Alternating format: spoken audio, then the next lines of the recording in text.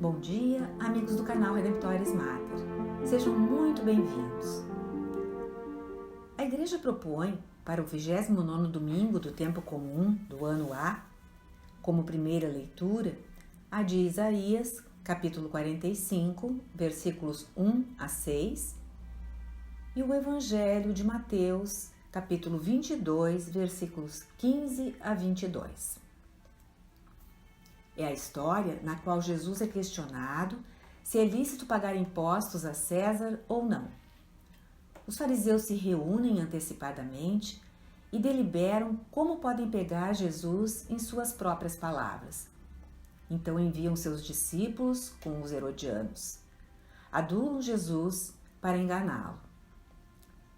Mestre, sabemos que és verdadeiro e ensinas o caminho de Deus sem olhar para as aparências dos homens. Dize-nos, pois, é permitido ou não pagar o imposto a César? Jesus, obviamente, percebe a malícia aí contida e responde: por que me tentais, hipócritas? E prossegue: mostrai-me a moeda com que se paga o imposto. Eles lhe apresentaram um denário. E Jesus perguntou: de quem é esta imagem e esta inscrição?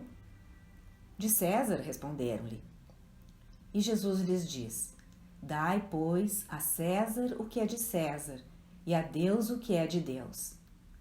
Esta resposta encheu-os de admiração e, deixando-o, retiraram-se. Pois bem, Jesus está falando mais uma vez aos fariseus, os líderes entre o povo judeu, que tentavam achar um pretexto para prendê-lo. Sabemos, pelo capítulo anterior, 21, que Jesus está no templo e é ali que ele profere aquelas parábolas do reino de Deus. Agora, qualquer que seja a resposta de Jesus, sim ou não, esses fariseus poderão colocá-lo em apuros. Se Jesus disser sim, é legal pagar impostos a César, os judeus poderão acusá-lo de ser simpatizante de Roma. Os judeus se opunham, às vezes violentamente, como no caso dos zelotes, à ocupação romana de Jerusalém e de Israel. E viam os coletores de impostos, seus compatriotas, como um equivalente dos pecadores gentios, em conluio com as forças de ocupação. Por outro lado, se Jesus disser não é permitido pagar impostos a César, os romanos o acusarão de sedição, de rebelião contra o império. Então Jesus dá a sua famosa resposta, pedindo que lhe mostrem a moeda do imposto, o denário. Era um tipo específico de moeda, de tamanho pequeno, estampada com o perfil do rosto do imperador. Algumas dessas moedas foram preservadas e podemos ver fotos delas na internet. Foi por volta de 14 depois de Cristo a 37 depois de Cristo, no período em que o imperador, o César, era Tibério, que essas moedas foram estampadas com o seu perfil. E nelas havia uma inscrição: César Augusto Tibério, filho do divino Augusto. Assim, a moeda que os fariseus apresentam a Jesus tem nela esculpido o rosto do imperador romano. Isso por si só já podia causar problemas com os judeus, porque no livro do Êxodo, no capítulo 20, versículo 4, proibia-se gravar, esculpir imagens. E aqui está uma imagem gravada do imperador.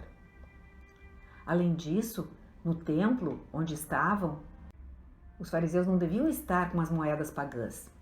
Isto era impuro.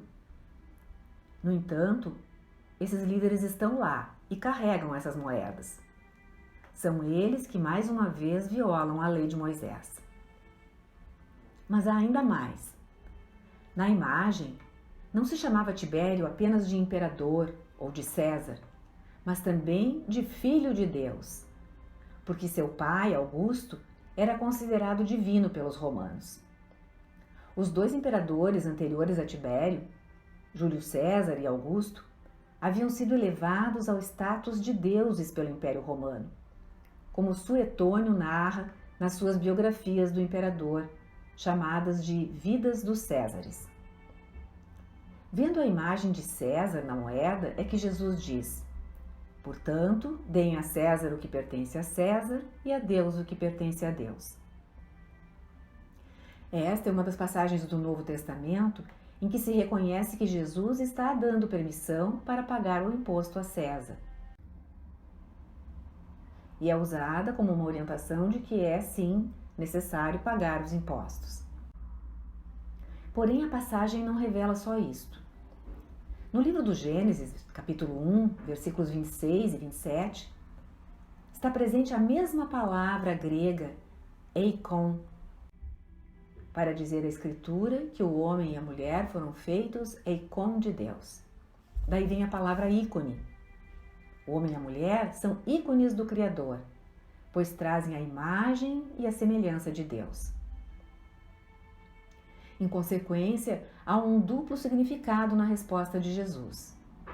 Nós podemos dar nosso dinheiro a César, pagando o tributo, mas precisamos dar nossa vida, nós mesmos, a Deus.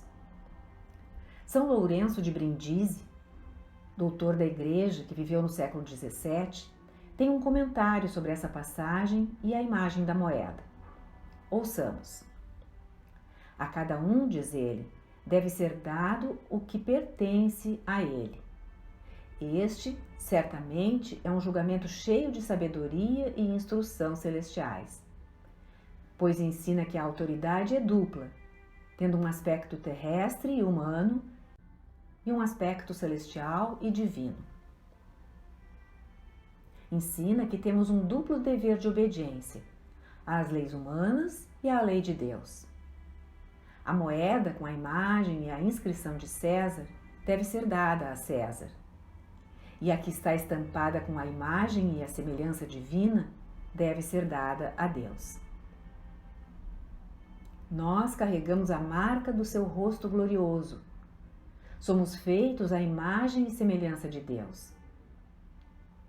Então, diz São Lourenço de Brindisi, você, ó cristão, porque você é um ser humano, é como que a moeda de tributo de Deus. Uma pequena moeda com a imagem e semelhança do imperador divino. Como a moeda de César, que tinha a face de Tibério impressa, temos em nós, de certo modo, impressa a face divina do Senhor Jesus Cristo. Trazemos sua imagem, carregamos sua semelhança. Assim, quando vivemos, nos movemos e agimos em nossas vidas, quando as pessoas nos veem, deveriam ver o Cristo. Quando as pessoas nos ouvem, deveriam ouvir Cristo. Temos de nos entregar a Deus, que é o Senhor dos senhores e o Rei dos reis, aquele que está acima de tudo. E aqui entra a passagem escolhida para este final de semana no Antigo Testamento, Isaías 45, versículos 1 a 6, onde lemos palavras dirigidas a Ciro, rei da Pérsia. Diz Deus: por amor do meu servo Jacó e de Israel, meu escolhido, chamo-te pelo teu nome, embora não me conheças. Eu sou o Senhor e não há outro. Além de mim não há Deus. Eu te cingi, embora não me conheças, para que os homens saibam, desde o nascer do sol até o poente, que não há outro além de mim. Essa é uma das passagens mais explícitas do Antigo Testamento, em que se afirma o que nós chamamos de monoteísmo, a ideia de que só existe um Deus e que o Senhor é Deus. Nos tempos antigos, os reis, os imperadores dos impérios como a Babilônia e a Pérsia, a Assíria e o Egito, eram frequentemente considerados deuses, considerados figuras divinas. Por isso, Deus tem que continuar dizendo aos israelitas, ao longo do Antigo Testamento, repetidamente, que Ele é Deus e não o rei. Deus está acima não apenas dos chamados deuses do mundo, mas de todos os reis, todos os presidentes, todos os governantes, todos os primeiros ministros, todos os imperadores. Nosso Senhor é aquele que está exaltado acima deles todos. Portanto, a nossa fidelidade, antes de tudo, é a Ele e à sua lei divina. Assim precisamos viver neste mundo e assim levar em nós a sua imagem e semelhança. É o que Jesus nos ensina na sua fala de hoje.